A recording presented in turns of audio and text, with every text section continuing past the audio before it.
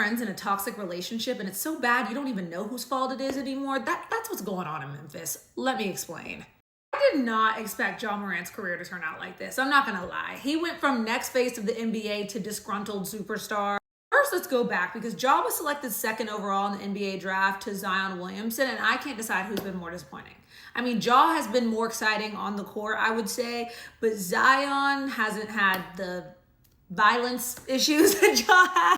One of them seems to be addicted to gumbo and BBLs, and the other one seems to be addicted to showing firearms on Instagram Live. I mean, here's the thing. I understand that he pulled up on a finish line employee with 8 or 9 dudes to whoop him. And I understand that he apparently allegedly hit a 17-year-old. And I understand he went live in a strip club, whatever. If you want to know more about that, I'm posting a very detailed YouTube video about his career later. I mean, if I were him, I wouldn't be that happy either. Like, imagine this, okay? You're that kid in school who needs just a little more attention. You're really smart and really capable. You just need that extra push, right? And then they fire all of your teachers that you connect well with, and they bring in a bunch of teachers that don't speak English.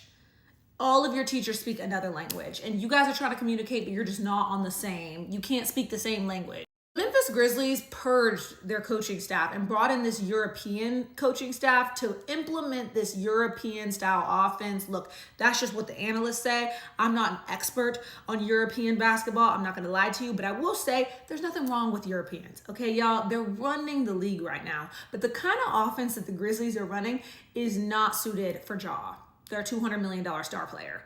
Especially since the Grizzlies had a shot. Like, there was a time where in the Western Conference, yes, I know, Memphis, West, it's confusing. They used to be in Canada. Conversation for another day.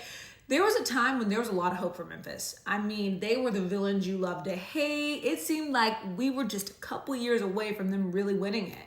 Like, I thought that they were going to be what OKC is right now. And that just didn't happen for Ja's mistakes and Ja's injuries and just there were a lot of inconvenient circumstances that went down in Memphis, let's say that. But I will say, if I were Ja, I'd be a little bit pissed off too. And when they asked him after a loss, you know, what happened, but he said, go ask the coaching staff. Because ask them. I'm not saying Ja seems to be the best leader in the world, but I get why he's unhappy. I'm sorry. Ja also has caused Memphis a lot of trouble and has made them look really bad, and they stuck beside him. Yeah, this really is a toxic relationship, huh? Everybody needs to break up.